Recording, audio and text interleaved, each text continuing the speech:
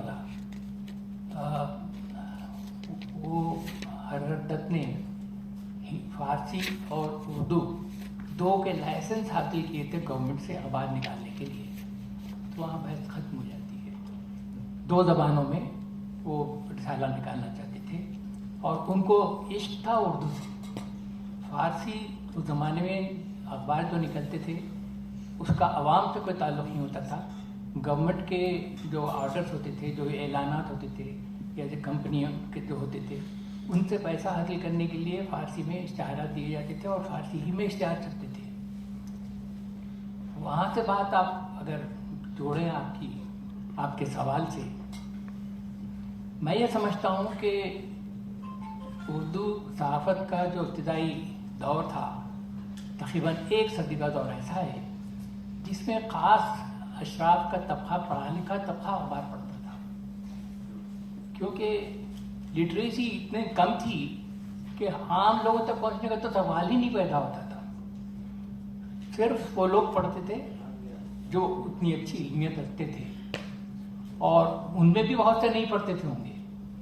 तो इस तरह से ये बात तय हो जाती है कि आहिस्ता आहिस्ता जो अखबार का सफ़र है वो खवास से लेकर अवाम तक गया है, और खवास से अवाम तक जाने का जो सफ़र है उसमें बड़ा हिस्सा फिर डिजिटल सहाफ़त का भी आ जाता है, क्योंकि बहुत आसान होता है कि चलते फिरते आदमी सुन ले, चाहे जाए कि एक बाकायदा किताब लेके बैठे हैं, पढ़ रहे हैं, वक्त दे रहे हैं, तो हर आदमी सुनने के लिए तैयार हो जाता है। इस हिसाब से भी डिजिटल सहाफ़त की अहमियत हो जाती है।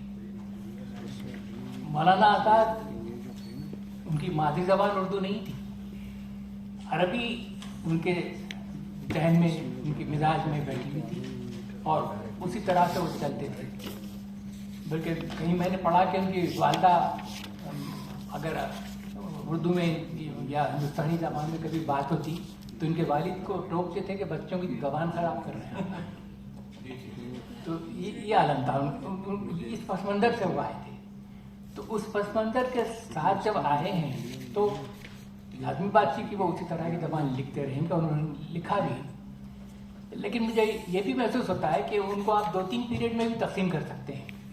इब्तिदाई दौर के अहदाफ अलग हैं, दरमियानी दौर के कुछ और हैं, फिर आखिर में अचानक वो आवाम तक ज़्यादा करीब आते हैं। और इसमें फिर जो उनकी आज़ादी की तहरीक से उनकी जो वाबस्तगी है उसके असरात हैं, कांग्रेस के असरात हैं। इब्तिदा में तो वो ऐसी जमातों के पीछे जाते थे जो तशद्दुद के ज़रिए हासिल करने की बात करते थे, बाद में उन्होंने अमन का रास्ता अख्तियार करना चाहा।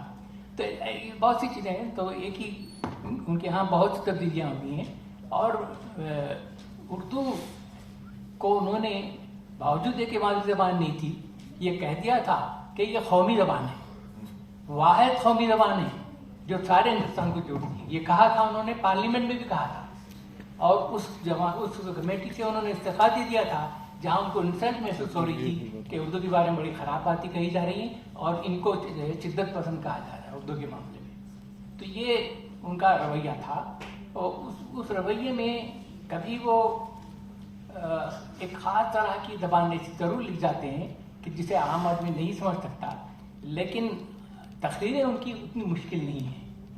आप कहते हैं कि तकरीरें भी हैं, मैं समझता हूँ कि उतनी मुश्किल तकरीर उनकी नहीं है। तहरीर में जितनी जो है ज़बान उनकी कुछ अजब हो जाती है।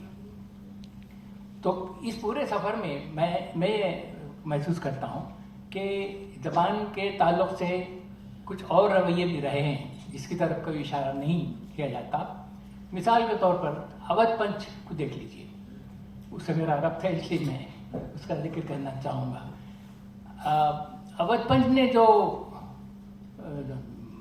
लहजा किया, जो ज़बान लिखी, जो जिस ख़ास तख़सीस के साथ वो आवाम तक पहुँचता था वो अखबार, उसमें आसानी के साथ वो तबके से वो लोग दूर होते गए। सिर्फ पढ़े लिखे तबके से उनका ताल्लुक़ नहीं था।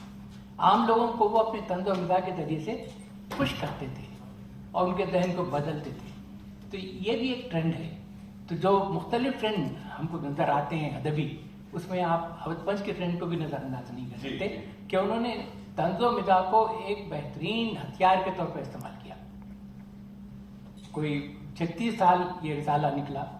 बरसबीली तस्करा अर्ज करूँगा कि मैं भी तंज़-ओ-ग़िज़ा का एक पर्चा निकालता हूँ शगुफ़ा, और मैं 54 साल मुकम्मल कर चुका हूँ गुज़िश्ता महीने में।